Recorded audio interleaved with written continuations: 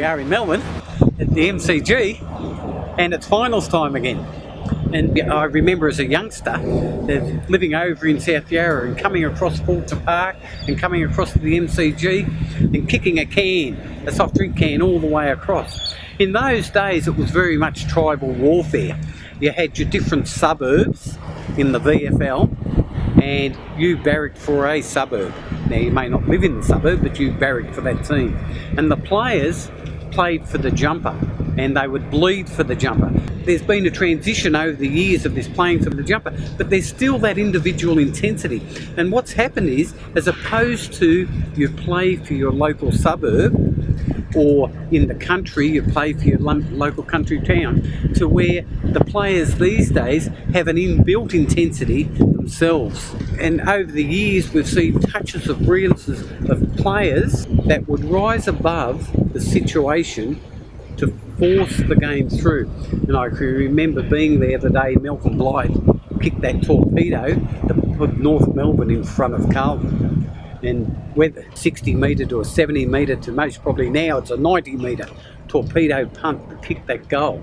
And that was an individual touch of brilliance at a time when something was needed. Exemplifies that is Joel Selwood, the captain of Geelong. The number of times he has just taken it upon himself to burst out of that middle and go through, and whether it's determination, will, or just that inability to concede that they may be beaten, and the number of games that he has dragged Geelong across the line just with that individual business. For the self-employed person, he needs that undying commitment to do whatever it takes to drag his business across the line.